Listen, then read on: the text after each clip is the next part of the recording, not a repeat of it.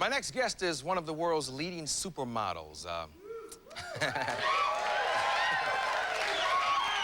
Okay, now settle down. Now she's a calendar girl with an eye-popping series of photos that promises to keep you talking about her all year long. Why did they scramble that area there? Please welcome ELLE MACPHERSON.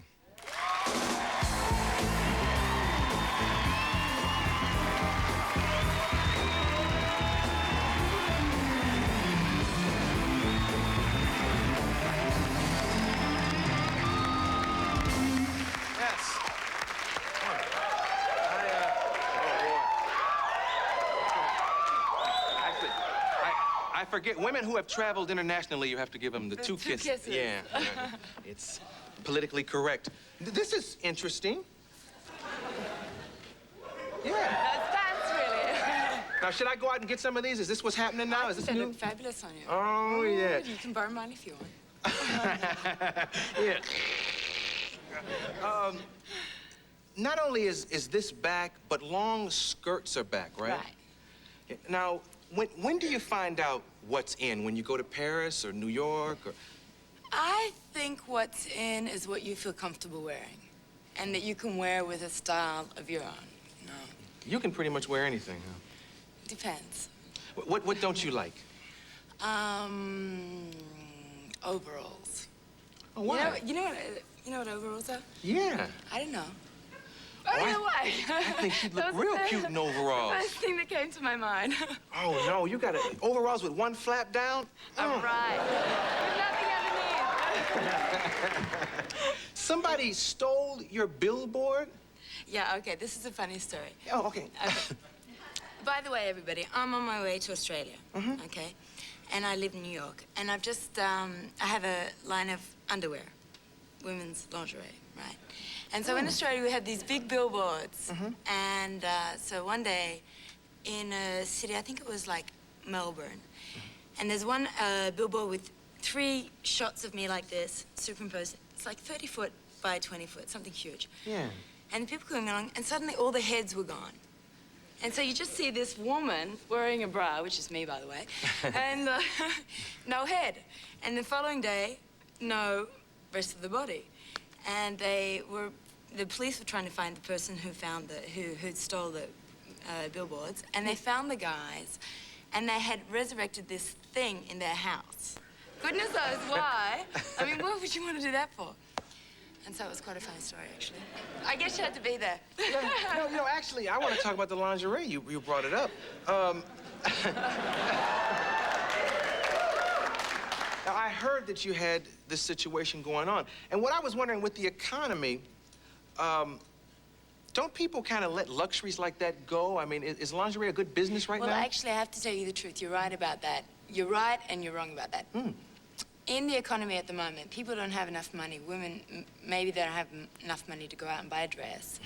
So they want to feel good about themselves, so they go out and buy a pair of bra and knickers.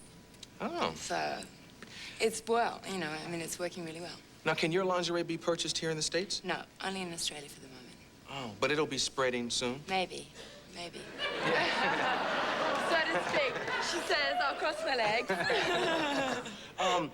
Have you seen Madonna's new book? I haven't seen the book, but I saw the spread. Yeah. In Vanity Fair. I really liked it. Now, would you do something provocative like that? Well, I mean, I'm not Madonna.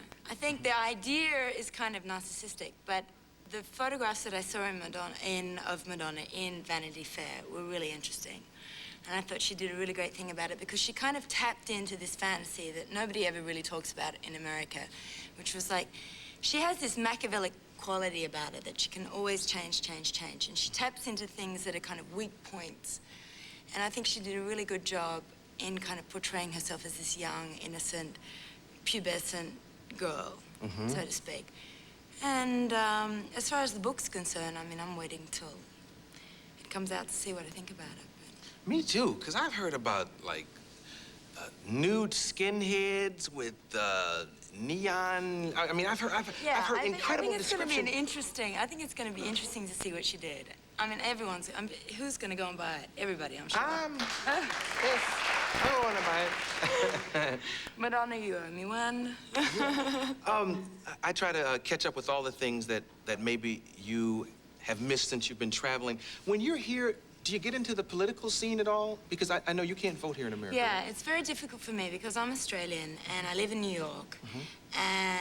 But I have to pay my taxes in America and I have to live by the rules of America and have for the last 10 years. And recently I went to the Democratic Convention and that was really interesting for me because it was frustrating in a way because I can't vote. But it was very interesting to see so many people motivated and so many people really passionate by causes, and particularly some causes that I really believe in. And I know you discussed this last night with Margot. Yeah. But it was a very interesting experience. Yeah. Wow. No, I'm wondering, I'm like... making you nervous. Well, you always make me nervous because I'm looking in your eyes, but I see that your pants are split. No, they're not split. Right here, Just up to the day. I can kind of catch that now. You always make me nervous. And I saw the calendar for the first time about 15 minutes before the show started. You had a wooden skirt on. I'm still nervous about that. But we can talk about that for a minute. Twig skirt. We can talk about that. Is it a twig skirt? It's a twig skirt. Like, you can't, termites, you have to be careful with termites with a thing like that, right? There are a lot of scorpions. The new calendar was shot in Bali. And we had a lot of experiences with scorpions and snakes and spiders and things like that. But the idea of the twig skirt was that there are a lot of photographs in the calendar that I wanted to add a sense of humor to this calendar, to make it something that wasn't really just a bathing suit calendar. That was something that kind of had a wink to it, you know. You'd look at it and you'd think, that's funny. And that was what the twig skirt story was about. Yeah, I was looking at it and my girlfriend walked in and she didn't find it funny at all. But it does. Started throwing darts. But it does have a sense of humor attached to it. So let's talk about it. I don't, you know, I'm talking to you about politics when I really want to talk about this. Yes. Oh, actually, we have a picture of the twig skirt. Made in Australia. Now, what makes all the supermodels have one of these. Why should we buy yours other than the fact that it'll make us laugh? Listen, I mean, I'm not really... The idea of doing the calendar for me is something that, it's not about how many people buy it and all those kind of things. Somebody came to me and said to me, you know, Elle, we really think you should do a calendar because we've seen you in Sports Illustrated and people seem to really love you and we think you should do a calendar. I say, okay, how much are you going to pay me?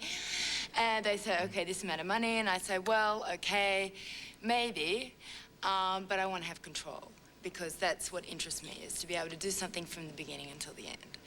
And so what I did is I took the idea, the concept of doing a calendar, and I said to myself, okay, where do I want to do it? I love Bali. So I went to Bali and I took all my favorite people, Australian photographers and hairdressers and makeup artists and stylists, and we went to Bali and we did it. And I saw the pictures, and then I came back and I chose pictures that I liked, and then I did the layouts, and I went to Indianapolis and checked on the printing to see all the retouch that had to be done was done. And then it went on sale, and that's all that's the last thing that I think about, is just like doing the job from the beginning to the end. And if people buy it, that's great, but that's my fun, is just doing the job. Yeah, when I look at the calendar, actually, and as I look over and see you in the monitor while we talk, the camera loves you. Why don't you do more acting? That's an interesting question. I think that I did do a small role in a film with Woody Allen, our favorite person at the moment, in Alice. And I think that it's very interesting. I think a lot of people feel that, models, because they're in front of the camera, should be used to getting into acting, and that's kind of like a natural progression. And somehow, I think there are a lot of models out there that probably have the talent to be actresses and to be good actresses, but they can't do it because, you know, we're surrounded by agents and people that kind of protect us from rejection. We never really have to put our heart out in our sleeves. We put a kind of two-dimensional thing out, you know, into the public, what we look like, and that's all. And actresses are constantly having to deal with rejection. That means they have to put their soul out on their sleeves. And and they get used to it, and they learn how to deal with it, and they become better at dealing with rejection. And models don't really have that opportunity in our work. And so that when they go into the acting field, after a period of time, so much rejection, they can't deal with it anymore. Yeah. So that's why I think that probably I wouldn't like to get into acting. But you never know. You know, while you're talking, it all came together. It dawned on me why you make me nervous. It's not that you're tall and gorgeous and all that. You know why? You're bright. And I think, and most men won't admit this, but I think bright women, you're on your toes and you're intimidated by them. Do you find that with meeting men? No, because the kind of man that I'm attracted to is somebody that is attracted to the same kind of things that I am. And that means, you know, a vast variety of things. And it's very nice of you to say I'm bright. Thank you very much. But I think that the thing is, at the moment, that women are perceived, thanks to men also, as being more well-rounded than they ever have been. I think it's, you know, society is believing that it's okay to be a woman and to have a career and to be interested in other things and still be a woman and still be feminine and still be all those things that men like. Yeah. I remember, don't do that. Yeah. I remember having a conversation with a young lady named Tamara Dobson. She's an actress, and I said, so who are you dating now? And she said, no one. And I remember, I'll never forget this. She said, men seem intimidated to approach me. You know, are you unapproachable? I don't find that. I don't know. I mean, guys, if you saw her out, would you walk up and say, hey, Elle, how you doing? Yeah.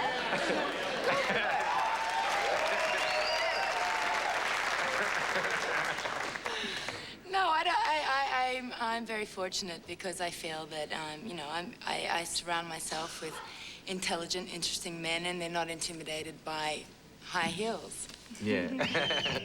When you were in Bali, how did the Belize... The Balinese. Balinese men. Balinese men. It was really funny because actually there were a few times, you know, in Bali the main religion is they're Muslim. Mm-hmm. And I knew that before I went to Bali, and I knew I was doing shots that were kind of, may have been contrary to their religious beliefs. And so I tried to be very careful about, you know, the things that I was doing. There was one day I was on the beach and standing like this. Mm-hmm. And I asked everybody that was around me, I said, okay, put a sheet around because I don't want to insult the people here. I don't want them to feel that I'm kind of foregoing their culture for something. And so they were standing around, the guys were like pushing them away and putting a sheet up. And they all started laughing. And then they took off their own clothes and just went swimming naked in front of me. And I thought, here I was trying to be a prude, trying to respect their traditions. Mm-hmm. And there they were swimming naked. Because that's the kind of place that Bali is. I mean, Bali is, it's very open, it's relaxed, it's natural. The people are like that, you know, as it is. And that's one of the reasons why I chose to shoot the calendar there. Yeah. Well, I'm glad to have you back. You stayed away too long. Did we plug things, or did I just have a conversation with you? There's nothing to plug. There's nothing to plug. I'm here. This came from home. This isn't even something I'm supposed to plug. Thank you for stopping by again. It's so nice to see you again. This is Elle MACPHERSON. We'll be back.